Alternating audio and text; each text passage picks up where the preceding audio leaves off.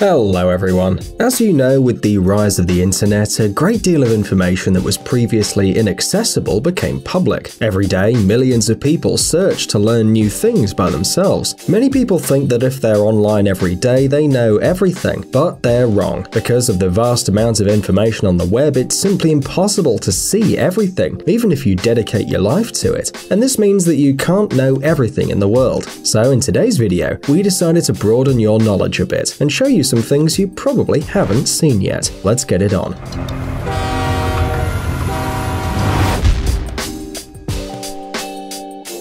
Most people love chocolate and literally can't live without it. And of course, even if you don't like chocolate, you've probably tried it at least once in your life. We're used to the fact that chocolate's a bar covered with multicolored paper waiting for us in the store. However, few people know or have seen how chocolate's produced. Today we're going to show you this simple but laborious process. It all starts with the cocoa beans that sprout in different parts of the world. For example, in South America, Central America, West Africa, and Australia. The grains arrive dry at the chocolate factory, without the gelatinous layer, and sorted. The first stage of chocolate production is the roasting of the beans at a temperature of 120 to 140 degrees, after which the shell is removed. Large particles are removed by filtering, while small particles are removed from the mass by vacuum. The toasted and peeled dough is then broken up and ground into a uniform thickness. Sugar, flavors, and cocoa butter are added. If it's milk chocolate, dry milk is added. You probably think that the chocolate production is almost finished, and all you have to do is pour the dough into the molds. But no. Yes, the taste of this melted dough is what we all love, but the consistency is not entirely homogeneous. This may seem strange, but to achieve the same thickness and ductility, the liquid mass is dried to obtain powdered chocolate. In addition, this powder is melted again to obtain a thick liquid. Now it becomes the real chocolate, ready to be packed. If the manufacturer produces chocolate chips, the thick dough is dripped on special pallets to cool and pack the chips in bags. If you produce chocolate bars, then the dough is poured into special molds, which travel along the conveyor. It cools for 2 hours and, well, you guessed it, the chocolate is ready. We all know that Thor controls thunder and lightning, yet few people know that you don't have to be Asgard's god to be surrounded by deadly flows of electricity, like in an epic movie. This man is not a superhero, but just an ordinary electrician, and yet, just look.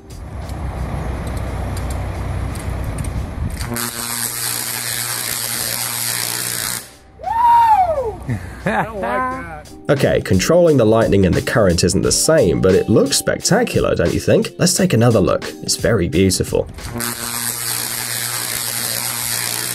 Have you ever thought about going for a walk on a cold day with soap bubbles? To be honest, playing with liquids is the last thing you want to do when it's very cold. So we're sure you've never made soap bubbles in the snow and missed something great. Due to the cold, they freeze in an amazing and very beautiful way.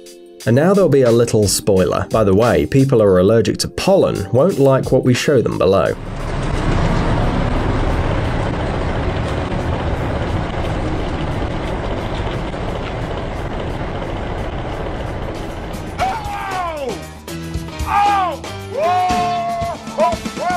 We can only be happy that the technology has not yet reached the level needed to transmit the smell by video, and be glad you saw such an enormous amount of pollen flying from a tree, because this phenomenon is quite rare.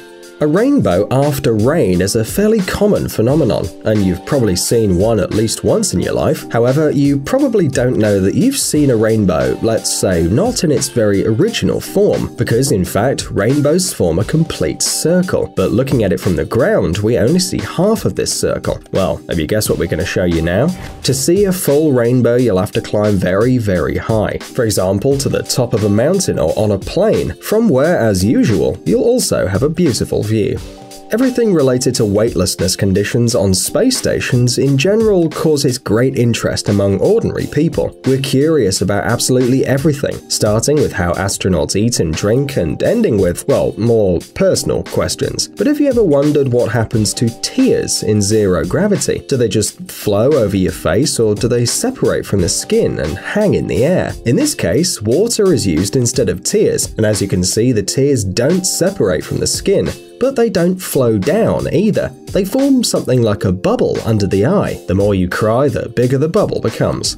Space launches are very rare events. For example, in 2017, exactly 90 orbital launches took place. In 2018, there were only 79 launches. Anyone who has seen with their own eyes how a carrier rocket rises into the sky can consider themselves very lucky. Well, and an even smaller number of people have seen a rocket launch from an airplane. They can be considered probably super lucky. By the way, now you can identify yourself as one of them. Yes, you didn't see it live, but a video counts too. You like the bright light back there? Incredible. Wow. Still see it? Yep, it's in the camera. Look how fast that's going, man. Look how fast.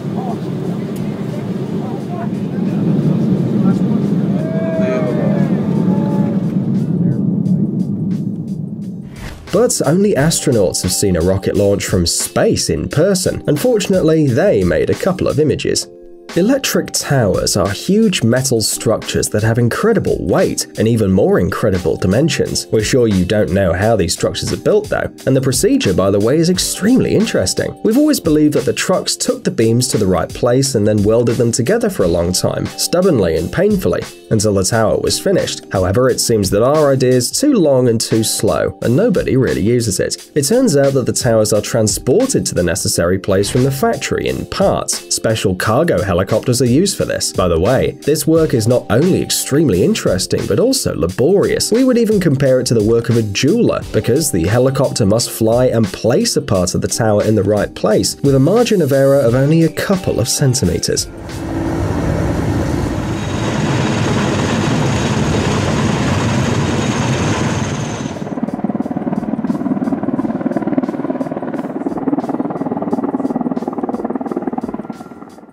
We don't know what you think, but we, people who have nothing to do with the production of fireworks, have always been surprised at how they're made in such a way that they're so beautiful.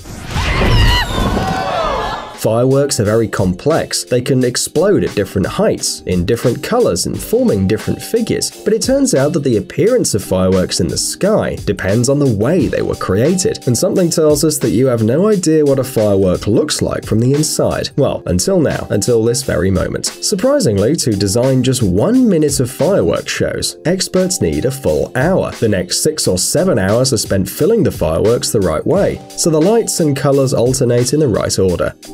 Apparently, absolutely all living things can sneeze. It's simply not always possible to record them. For example, did you know that even a horse can sneeze?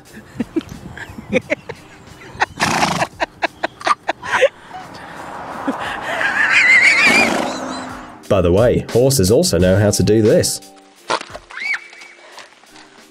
What was that? So hard, even the animal itself got scared. By the way, birds are no exception either, and they also know how to sneeze. They just do it in such a strange way that you can look at it for hours.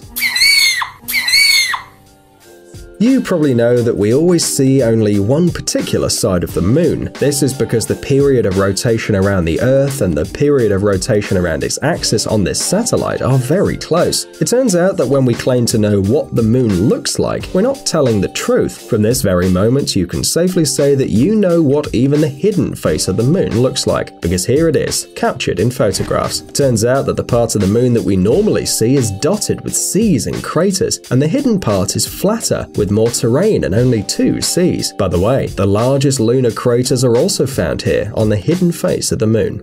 The Great Wall of China is perhaps the most recognizable construction in the world. This is the largest architectural monument built in ancient China. Its length is almost 9,000 kilometers. Well, if you look at the wall as a whole, along with all of its numerous branches, then it extends for more than 21,000 kilometers. Hardly anyone thinks about where the wall begins and what this place looks like. So, the place where the Great Wall begins looks like this. There is a legend that a huge dragon pointed out to the workers the exact place where they were to build the wall. It's no coincidence that many claim that its final form resembles a dragon in flight. Well, the section where the wall begins is known as the Dragon's Head. It's located near the city of Shanhaiguan. In ancient times, there was a transportation center of strategic importance here. It turns out that the Great Wall of China begins in the water. Hey, stop being lazy. It's time to use that brain of yours. Welcome to Brain Time. Incredible facts from the past, the present, and even the future. The power of nature and wild animals, amazing facts and unsolved mysteries. You'll find all this and much more here. Subscribe now, you won't regret it.